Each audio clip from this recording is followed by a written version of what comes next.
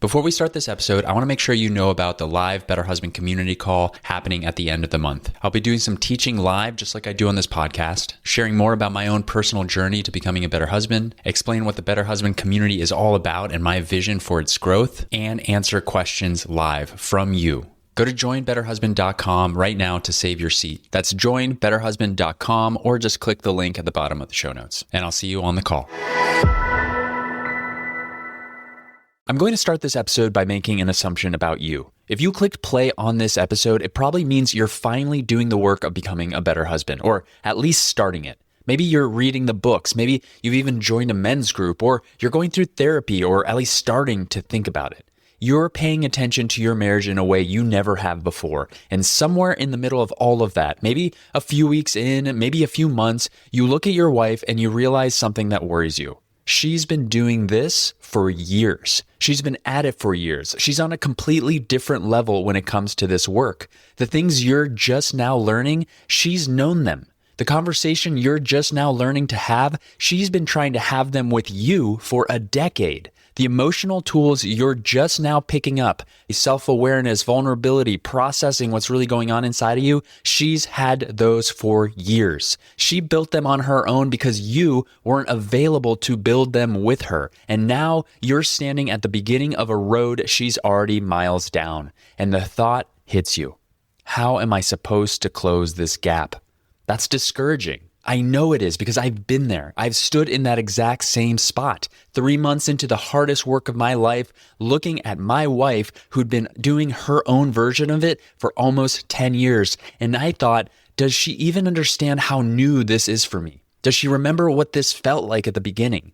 If you're at that place right now, I want you to hear me. You're not alone in it. That feeling, the discouragement, the confusion, there's no way this is going to work, that's something I hear all the time from the men I coach, and it makes sense. You're looking at that gap that took years to build and wondering how you're supposed to close it in months.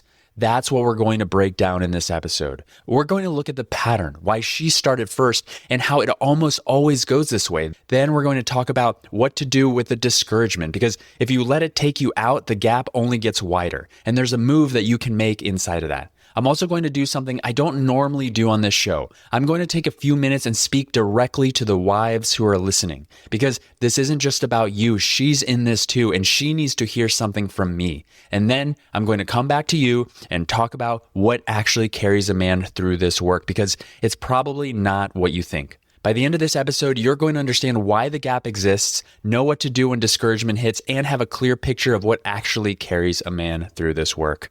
Let's get into it. Welcome to Better Husband, the podcast that helps you answer the question, how can I be a better husband? I'm Angelo Santiago, a men's marriage and relationship coach, and every week I bring you practical insights to help you strengthen your marriage and become the best husband you can be. Now, I want to tell you my story with this because I didn't read about this in a book. I actually lived it. Over 5 years ago, my eyes opened up to the real state of my marriage. For the first time, I was able to see my wife's pain, her hurt, her grief, her disappointment, and I was able to see how I had contributed to all of it.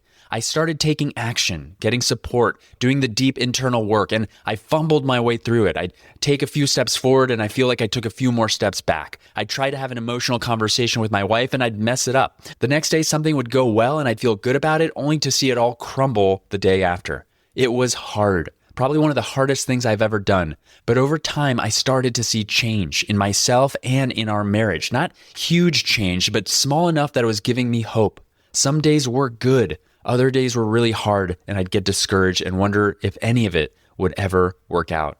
But here's one of the hardest things that I had to face. When I finally started, my wife had already been on her own version of this journey for close to a decade. This was her journey over those 10 years where she did the work. She went to therapy. She went on retreats to India, to Bali, to California. She found spaces with other women where she could process what she was carrying. She worked on her body, her mind, her spirit. She dealt with deep emotional traumas. She built an entire support system around her healing, and she did it without me because I wasn't available to do it with her. I didn't honestly want to do it with her.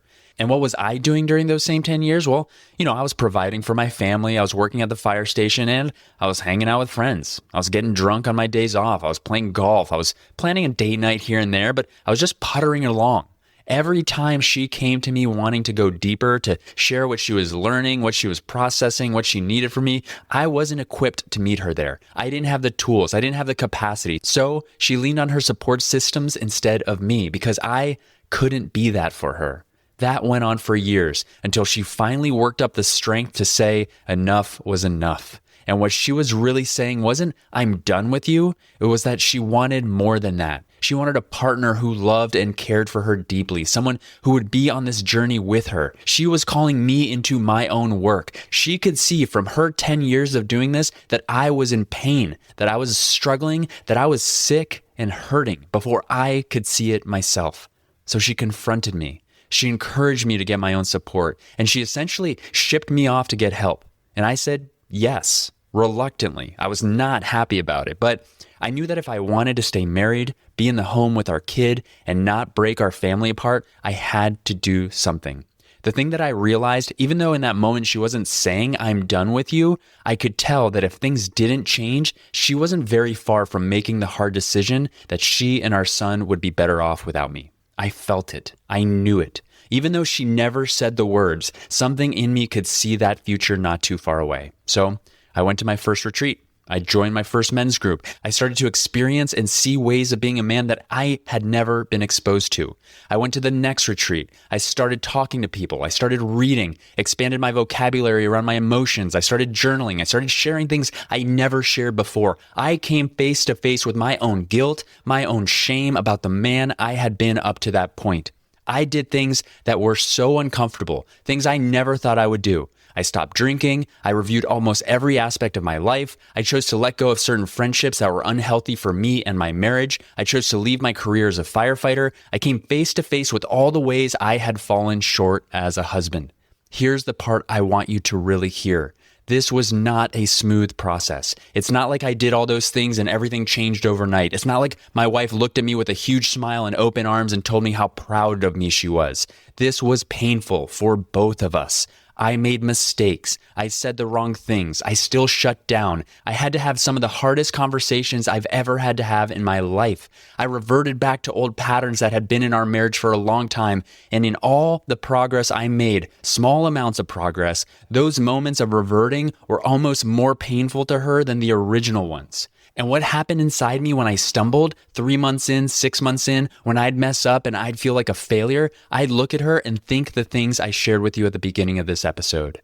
She's been at this for 10 years. How could I possibly be anywhere close to where she is? Does she even understand how hard this is for me? Does she remember what this was like for her at the beginning? That was discouraging. It made me feel like I was fighting an uphill battle. Sometimes it made me feel like there was no way this was going to work. Now, more than 5 years into this work, I see that same story play out with so many of the men I work with. They get to the point where their wife finally confronts them, finally tells them she's had enough, finally calls them up to something different, often because she knows he's capable of more. And these men come to me feeling the same thing I felt: discouragement, confusion, a sense of there's no way this is going to work. So let's talk about what's actually happening here and what to do about it. The thing most men don't realize until they're already in the middle of it is she started first. That's almost always how it goes. By the time a man wakes up to the real state of his marriage, by the time he starts reading the books, listening to the podcast, going to therapy, joining a group, his wife has usually been doing some version of that work for years. Sometimes 5 years, sometimes 10, sometimes longer. She went to therapy when he wouldn't go. She read the relationship books that sat on the nightstands untouched. She found other women who understood what she was going through. She processed her pain, her grief, her frustration, and she did it, most of it, without him, because he wasn't available. And during all of that, most men don't even know it's happening, or if they do, they don't take it seriously. They see her going to a retreat and think she's taking a vacation. They see her in therapy and think she's dealing with her own stuff. They don't connect it to the marriage. They don't realize she's building the tools she needs because her husband can't meet her where she is. And here's where it gets dangerous. At some point, a lot of women stop bringing it up. They stop asking for the conversations. They stop pushing him to go to therapy. They stop fighting for the marriage. And most men read that as progress, like something is going well. They think things have been pretty good lately. She hasn't been upset. We haven't had a big fight in a while. But that's not what's happening. When she stops bringing it up, it usually means she's stopped believing you'll hear her. She's exhausted. She's decided the cost of bringing it up one more time is higher than the cost of carrying it alone. And that silence, the silence most men mistake for calm, that's often the most dangerous moment in the relationship. About 70% of all divorces are initiated by women. And in most of those cases, the husband is caught off guard. He didn't see it coming because he confused her silence with satisfaction. I'm not telling you this to scare you. I'm telling you this because if you're here, if you're listening to this podcast, if you're already doing the work or just getting started, you are past that point. She confronted you. She told you what she needed. She called you into something different, and that means she hasn't given up yet. But you need to understand what she's been carrying. You need to understand that when she seems impatient with your progress, when she doesn't celebrate every step you take, when she looks at you like she's not sure she believes it yet, that's not her being unfair. That's the weight of years of doing this alone, years of hoping you'd show up, years of wondering if this version of you is going to last. That's the context you're walking into. And the faster you understand it, the better you'll be able to stay in the work instead of getting crushed by it. I'm hosting a free live Better Husband community call, and I want you there. It's on Wednesday, May 27th at 8:30 p.m. Eastern, 5:30 p.m. Pacific on Zoom, and you can register now at joinbetterhusband.com. This month, we're talking about relational leadership, what it actually looks like to stop reacting and start leading in your marriage, not from control, but from steadiness. And I'll be doing a live Q&A at the end of the call. So if you've been doing this work on your own and you're not exactly sure how to step into leading your relationship, how to bring a hard conversation, initiate repair, or move toward her when everything in you says to pull back, come ask me directly. Go to joinbetterhusband.com to save your seat or click the link at the bottom of the show notes. I'll see you on May 27th. Now back to the show. So now you know the pattern. She started first, she's been at this for years, and you're just getting going. And this is where a lot of men get stuck, not because they don't want to do the work, but because the gap feels impossible. You're finally giving her what she's been asking for, and it's still not enough. You're showing up differently, and she's still guarded. You're trying, and she doesn't seem to see it. I want to be honest with you about something. Just like it happened to me, like I shared in my story, when you're 3 months, 6 months into this work and you stumble, when you say the wrong thing or shut down or revert back to the version of you she's been dealing with for years, those moments can be even more painful to her than the original ones. Because now she's seen what's possible. She's seen the version of you that shows up differently. And when the old version comes back, even for a moment, it's like a promise being broken all over again. You're in the process. The process is messy, and the process includes setbacks. But you have to understand what those setbacks feel like from her side, not just yours. I want you to hear this about the discouragement you're feeling. It's real. It makes sense, and you're not the only one feeling it. Most of the men I work with in Better Husband Academy are somewhere in this exact place, doing the work, committed to the work, but looking at the gap and wondering if it'll ever close. And what I've learned in my own marriage and in coaching other men through this, sometimes the strongest thing you can do in that moment of discouragement is name it out loud to her. When you're clear and calm and connected, when you can communicate from a grounded place without dumping this, I'm not good enough, or I feel like I can never get it right, or this is pointless onto her, you tell her, babe, this is really hard for me. I know you've been doing this for a long time, but this is so new to me. And that's it. Whatever the moment calls for, whether it's talking about something emotional, processing a breakdown between you, having a deeper conversation to repair something that went sideways, you share your experience with her. But here's the key. She needs to know what's really going on, but it needs to happen when you're both in a good place, when you're having open, honest, relational dialogue. If you're in the middle of an argument and things are heated and you're already saying things that are probably not going to make it better, and you say something like that, she might hear it as an excuse. You might actually say it loaded with the frustration and discouragement that you're carrying, and she might fall into the story that you're just trying to get out of accountability. But if you're really connected and really talking with her vulnerably and she's receiving it well, then share with her what this is like for you. Let it be an invitation for her to understand the depth of the work you're doing if you're really doing it. There's a difference between a man who says this is hard to get his wife off his back and a man who says this is hard because he wants her to know him in this. You'll know which one you are, and so will she. Now, I know this show is called Better Husband, and most of the time I'm speaking only to the men, but I want to take a moment to speak directly to the women who are listening right now. And guys, this is not your opportunity to check out and fast forward through this. I need you to hear what I'm saying to her as well, so stay with me. To the wives, I want to start off by saying this. I know how hard this has been for you. I know what it's cost you. The years of waiting, the conversations that went nowhere, the moments you needed him and he couldn't be there. I know you've been doing the work on your own for a long time, and I know that some days, even now, you're not sure if what he's doing is real. I want to acknowledge all of that, all of it. And then I want to ask you to hear the same thing I tell the men. This works, but it takes much more time than you'd like it to. You're at a crossroads right now, and you have to honestly decide whether this is something you're willing to lean into and be patient for. You need to know that there are going to be ups and downs. Your man is going to have good days and bad days, and that's going to affect you as his partner. So here's what I want you to ask yourself. When you look at him, do you see his sincerity? Is he really trying? Is his heart all in? Does he really want this? Is that clear to you? Do you see him taking the right actions, or at least trying to figure out what the next right actions are? Because that may be a challenge for him. Do you see him continuing, even in the face of struggle, even in the face of failure, getting back up and trying again? That's the process. And the real question underneath all of it is this. Are you getting enough out of this marriage right now to make up for the things that you're not getting? When you look at not just the marriage you have right now, but the marriage that's being built in the work that he's actually doing, can you see where this is headed?